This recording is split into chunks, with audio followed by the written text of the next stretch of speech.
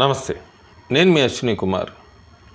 అదృష్టం అతి తక్కువ సమయంలో కలిసొచ్చి కాంగ్రెస్ పార్టీలో ఆ తర్వాత పార్టీని అధికారంలోకి తీసుకొచ్చి ముఖ్యమంత్రి అయిన వ్యక్తి ఎవరైనా ఉన్నారంటే తెలంగాణ ప్రస్తుత ముఖ్యమంత్రి రేవంత్ రెడ్డి.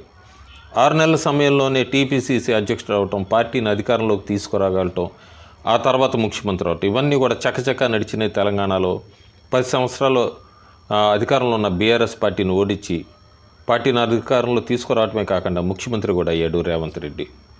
ఆ తర్వాత జరిగిన కంటోన్మెంట్ బైపోల్, స్థానిక సంస్థలు, జూబ్లీ హిల్స్ బైపోల్, అట్లాగే మున్సిపల్ ఎన్నికల్లో పార్టీని గెలిపించుకొని వచ్చాడు. ఒంటి చేత్తో గెలిపించాడని చెప్పచ్చు. ఓట్ షేరు అంతా కూడా విపరీతంగా ఈ గత కంటోన్మెంట్ బైపోల్ నుంచి మొన్నటి మున్సిపల్ ఎన్నికల దాకా చూస్తే కాంగ్రెస్ పార్టీకి పెరిగింది.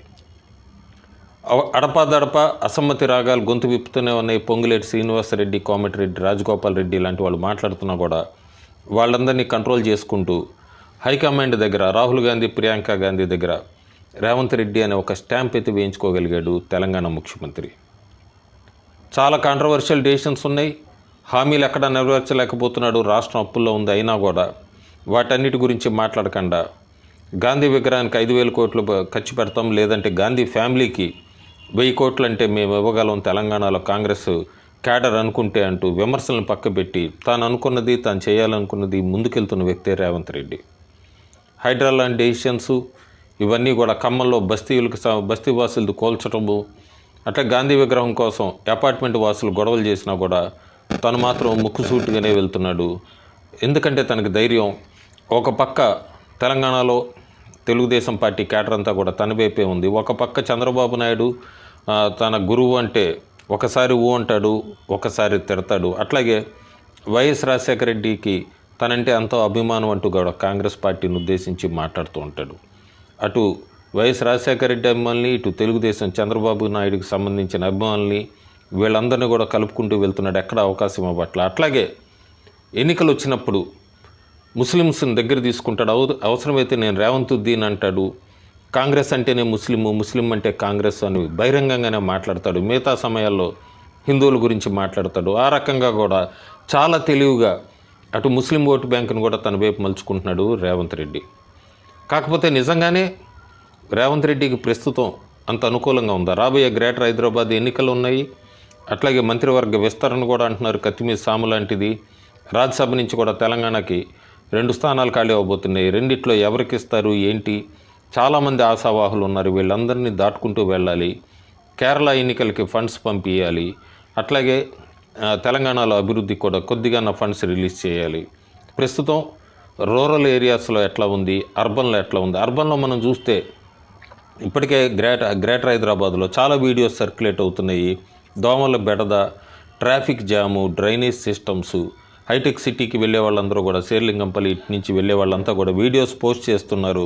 ఈ డ్రైనేజ్ సిస్టమ్ బాగు చేయండి, మా దోమల బెడద నుంచి మమ్మల్ని కాపాడండి, ఈ ట్రాఫిక్ జామ్స్ నుంచి మమ్మల్ని కాపాడండి అని. అట్లాగే unofficial power cuts already start అయిపోయినాయి. ఇదంతా కూడా రాబోయే గ్రేటర్ హైదరాబాద్లో కాంగ్రెస్ పార్టీ కొద్దిగా నెగిటివ్ చూపించవచ్చు. ఇంకా రూరల్ ఏరియాస్కి వెళ్ళినప్పుడు మనం ఈ గవర్నమెంట్ ఎంప్లాయీస్కి సంబంధించి వాళ్ళందరూ కూడా ఇంకా పెన్షన్స్ రావట్లేదు, టైంకి తగ్గదే అన్నది ఒక అసమ్మతి రాగం మొదలైంది. అట్లాగే ఉద్యోగ అవకాశాల గురించి కూడా యూత్లో కొద్దిగా అసమ్మతి, యాంటీ ఇన్కంబెన్సీ స్టార్ట్ అయింది కాంగ్రెస్ పార్టీ మీద. ముఖ్యంగా ఈ యూరియాకు సంబంధించి ఫార్మర్స్లో కూడా యాంటీ ఇన్కంబెన్సీ స్టార్ట్ అయింది ప్రజెంట్ కాంగ్రెస్ గవర్నమెంట్ మీద. యూరియాకు సంబంధించి యాప్ ఇవన్నీ క్రియేట్ చేసినా కూడా ఎక్కడికక్కడ యూరియా షార్టేజ్ వస్తుంది. చాలా తెలివిగా కేంద్రం మీద నెపం నెట్టడానికి ప్రయత్నిస్తున్నాడు రేవంత్ రెడ్డి. తన ఫెయిల్యూర్స్ని కప్పిపుచ్చుకుంటున్నాడు.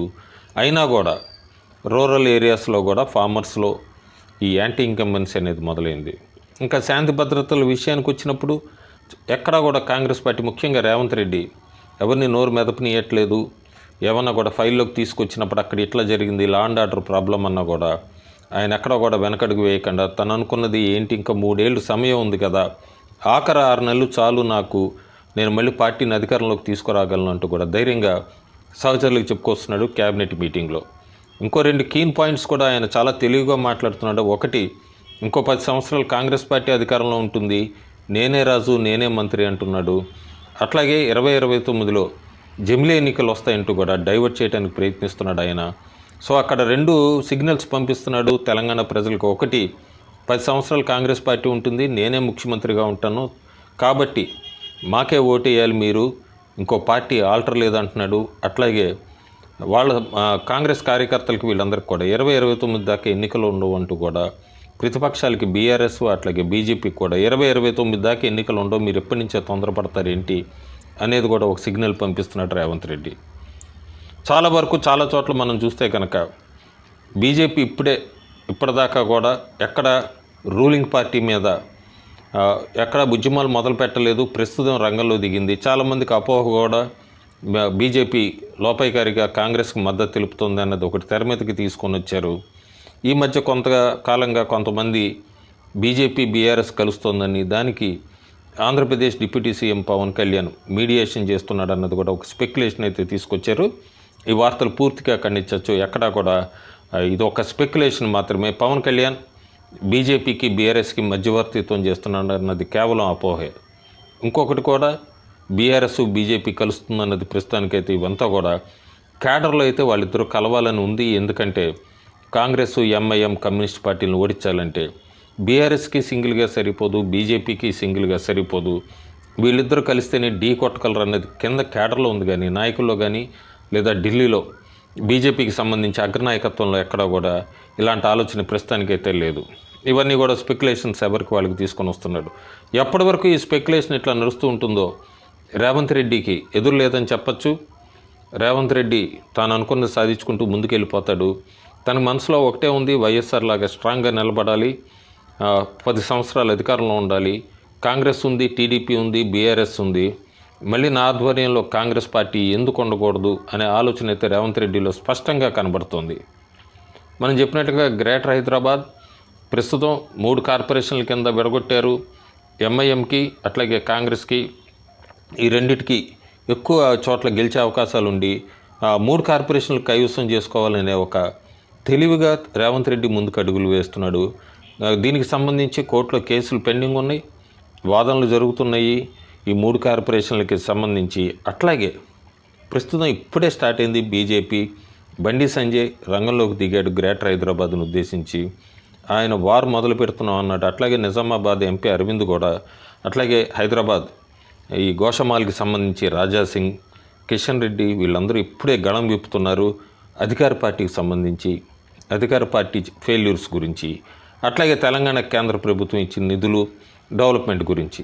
ఏదైనా కూడా కాంగ్రెస్ పార్టీ ఖమ్మం జిల్లాలో చాలా స్ట్రాంగ్గా ఉంది, వరంగల్లో స్ట్రాంగ్గా ఉంది, మహబూబ్నగర్లో మెరుగుపడింది, అట్లాగే ఈ దక్షిణ తెలంగాణలో అయితే స్ట్రాంగ్గానే ఉంది. దాన్ని ఢీ కొట్టాలంటే బీజేపీకి ఇండివిజువల్గా లేదా బీఆర్ఎస్కి ఇండివిజువల్గా అయితే ప్రస్తుతం రేవంత్ రెడ్డి సారథ్యంలో ఉన్న కాంగ్రెస్ పార్టీని ఓడించడం అయితే మాత్రం స్పష్టంగా కష్టంగా కనబడుతోంది. దీనికి బీజేపీ ఎలాంటి అడుగులు వేస్తుంది, బీఆర్ఎస్ ఎలాంటి అడుగులు వేస్తుంది ఇవి ఆలోచించాలి. వీళ్ళ ఆలోచనలోకి నెట్టేసి రేవంత్ రెడ్డి వాళ్ళని ఒక కోర్టులోకి నెట్టేసినట్టే తాను మాత్రం కాంగ్రెస్ పార్టీలో రోజు రోజుకి బలపడుతున్నాడు. ఢిల్లీలో రాహుల్ గాంధీ, ప్రియాంక గాంధీ మన్ననలు పొందుతున్నాడు, వాళ్ళకి కావాల్సింది వాళ్ళకి అందిస్తున్నాడు. కర్ణాటకలో తను ఏంటి అనేది కూడా అక్కడ డీకే శివకుమార్తో గట్టి బంధుత్వం ఉంది. రేవంత్ రెడ్డికి ఇద్దరు కూడా బలమైన ఇద్దరు కలిసి ఆలోచనలు ఎగ్జిక్యూషన్లో పర్ఫెక్ట్గా ప్లాన్లో ఉన్నారు. ఇంకో పక్క గాంధీ విగ్రహానికి 5,000 కోట్లు అవ్వచ్చు, గాంధీ ఫ్యామిలీకి 1000 కోట్లు అవ్వచ్చు. ఈ విమర్శలు వచ్చినా కూడా తాను చేయాల్సింది ఏంటి, తాను ఏమనుకున్నాడు అనే దాంతోనే ముందుకు వెళ్తున్నాడు రేవంత్ రెడ్డి. బహుశా మీడియాలో ఎక్కువ మాట్లాడితే చూస్తున్నాం ఆంధ్రప్రదేశ్లో అట్లాగే తెలంగాణలో కూడా ఈ కేసులనే కాబట్టి పూర్తిగా అందరూ కూడా పబ్లిక్గా బయటకు రావట్లేదు. కానీ రేవంత్ రెడ్డి అలకాలం వీటిని సప్రెస్ చేయలేడు. ఇది ప్రస్తుతం అణిగుంది. ఈ యాంటీ ఇంకంబెన్సీ కనుక ఒక్కసారి బరస్ట్ అవుతే ఖచ్చితంగా మనం చూడొచ్చు. 2023 ముందు కూడా జరిగిన ఈ మున్సిపల్ ఎన్నికలు వీటన్నిటిలో కూడా బీఆర్ఎస్ స్వీప్ చేసింది. కానీ 2023 అసెంబ్లీ ఎన్నికలకు వచ్చినప్పుడు బోర్లా పడింది. ఇది కాంగ్రెస్లో ఒక పక్క అసమ్మతి పెరుగుతుంది, పబ్లిక్లో అసమ్మతి పెరుగుతుంది. ఈ రెండు జాయిన్ అయ్యి ఒకవేళ నిజంగానే బీజేపీ బీఆర్ఎస్ కనుక కలిస్తే అది మాత్రం ఖచ్చితంగా రేవంత్ రెడ్డికి డేంజర్ సిగ్నల్. తాను అనుకున్నది సాధించలేడు, అది మాత్రం డేంజర్ సిగ్నల్ అని అయితే చెప్పచ్చు. Thank you.